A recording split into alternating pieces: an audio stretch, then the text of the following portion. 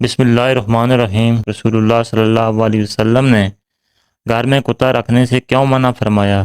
جس گھر میں کتا ہو اس گھر میں فرشتے کیوں نہیں داخل ہوتے؟ کتے میں وہ کون سی 10 صفات پائی جاتی ہیں جن میں سے کوئی ایک صفت انسان اپنا لے تو ولی بن جائے؟ دنیا میں کتوں کی کتنی نسلیں پائی جاتی ہیں اور کتے اذان کی آواز سن کر کیوں روتے ہیں؟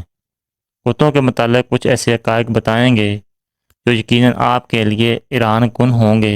کتا نہ صرف زمانہ قدیم سے انسان کا بہترین ساتھی ہے بلکہ کتوں کا شمار دنیا میں سب سے زیادہ پالے جانے والے پالتو جانوروں میں ہوتا ہے۔ کتے کی پیدائش سے متعلق قدیم تاریخ اور صحیفوں میں 2 عقائد موجود ہیں۔ پہلی روایت کے مطابق کتے کی پیدائش کے متعلق امام عبد الرحمن الصفوری نے اپنے کتاب نزہۃ المجالس میں نقل فرمایا ہے کہ جب حضرت آدم علیہ السلام کی تخلیق اللہ تعالیٰ نے فرمائی تو تمام فرشتوں کو حضرت آدم علیہ السلام کو سجدہ کرنے کا حکم دے دیا، تو اس وقت شیطان جو کہ فرشتوں کا سردار تھا اس نے اس سجدے سے نہ صرف انکار کیا بلکہ اس وقت اس نے حضرت آدم علیہ السلام کے پتلے پر تھوک دیا تھا جو کہ حضرت آدم علیہ السلام کے پیٹ پر جا گرا تھا، جس پر اللہ تعالیٰ نے حضرت جبرائیل علیہ السلام کو حکم دیا تھا کہ حضرت آدم علیہ السلام کے پیٹ سے اس دھوک والی مٹی کو ہٹا دو۔ اس مٹی کے ہٹانے سے حضرت آدم علیہ السلام کے پیٹ پر ایک سوراخ بن گیا تھا جو کہ آج بھی ناف کی صورت میں ہر انسان کے پیٹ پر موجود ہے۔ اس کے بعد اس پیٹ والی مٹی سے کتے کو بنایا گیا۔ یہ واقعہ امام صفوری نے بلا کسی سند کے ذکر کیا ہے اور قرآن یا حدیث میں اس کا ذکر موجود نہیں، لہذا اس کو معتبر نہیں کہا جا سکتا۔ دوسری حکایات نور المبین نامی کتاب میں موجود ہے جس میں حضرت علی رضی اللہ تعالیٰ عنہ نے ہمارے پیارے نبی حضرت محمد صلی اللہ علیہ وسلم سے دریافت کیا کہ کتوں کو کیوں پیدا کیا گیا اور انسان کو اپنے گھر میں رکھنے سے کیوں منع کیا گیا؟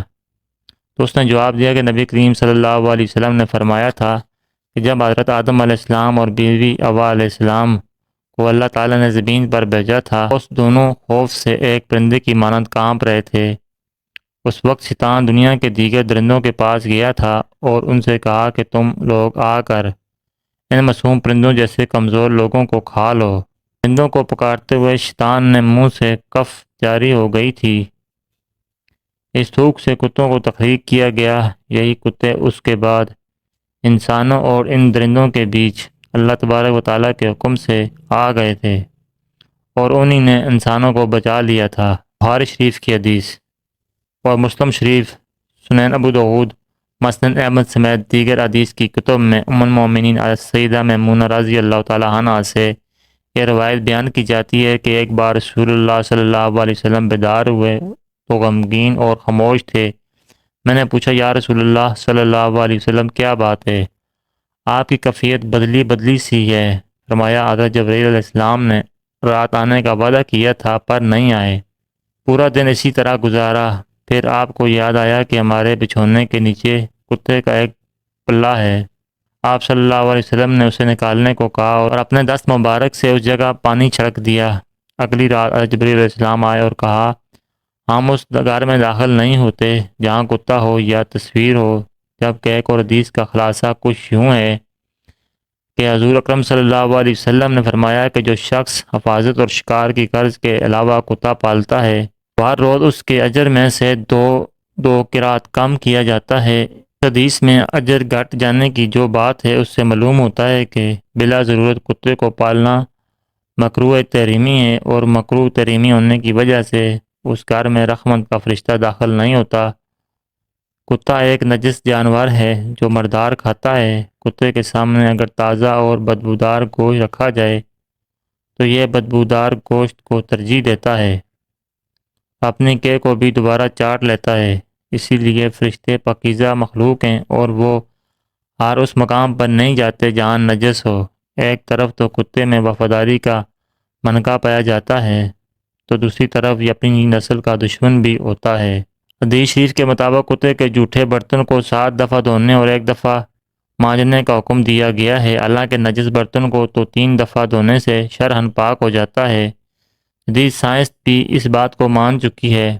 کتے کے لعاب میں انتہائی خطرناک جراثیم پائے جاتے ہیں جو انسانی صحت کے لیے انتہائی مضر ہوتے ہیں۔ حضرت حسن بصری رحمۃ اللہ علیہ فرمایا کرتے تھے کہ کتے کے اندر 10 صفات ہیں، اگر ان میں سے ایک صفت بھی انسان کے اندر پیدا ہو جائے تو وہ ولی بن سکتا ہے۔ نمبر 1، کتے کے اندر قناعت ہوتی ہے، جو مل جائے اس پر قناعت کر لیتا ہے اور راضی ہو جاتا ہے، یہ قانعین یا صابرین کی علامت ہے۔ نمبر 2، کتا اکثر بھوکا رہتا ہے، یہ صالحین کی علامت ہے۔ نمبر 3، کوئی دوسرا کتا اس پر زور کی وجہ سے غالب آ جائے تو یہ اپنی جگہ چھوڑ کر دوسری جگہ چلا جاتا ہے، یہ رضاہین کی علامت ہے۔ نمبر 4، کتے کا مالک اگر اس کو مارے اپنے مالک کو چھوڑ کر نہیں جاتا، یہ صادقین کی علامت۔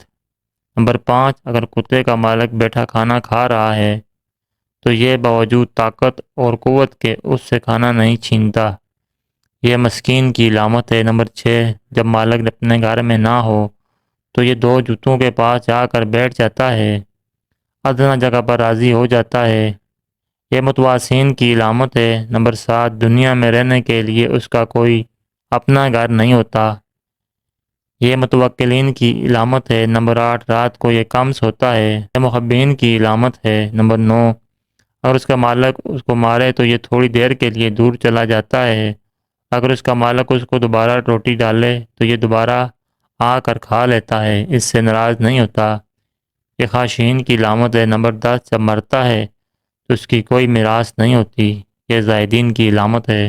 ناظرین، یہ تمام علامتیں حضرت حسن بصری رحمۃ اللہ علیہ فرمایا کرتے تھے۔ ناظرین، کتے اذان کی آواز سن کر کیوں روتے ہیں؟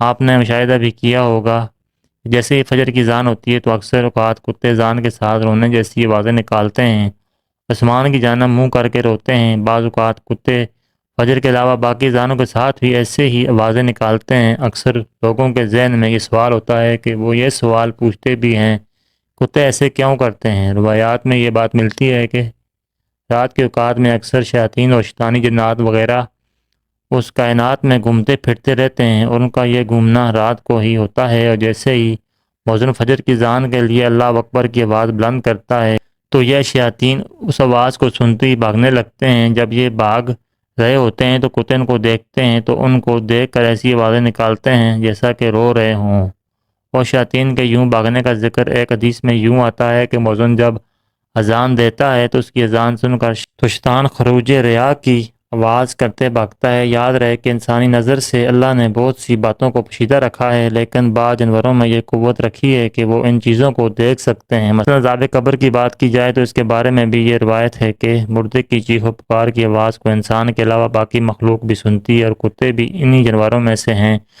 جو کہ جنات اور شیاطین کو دیکھتے ہیں، اسی لیے ان کو دیکھ کر ایسی آوازیں نکالتے ہیں۔ دنیا بھر میں اس وقت کتوں کی 400 نسلیں موجود ہیں، اور ایک اندازے کے مطابق 40 کروڑ سے زیادہ تعداد میں کتے موجود ہیں۔ ناظرین کرام، یہ واقعہ اچھا لگا تو لائک کیجیے، اچھی ویڈیوز کے لیے ہمارے چینل کو سبسکرائب کیجیے۔ ویڈیو دیکھنے کا شکریہ، جزاکم اللہ خیر۔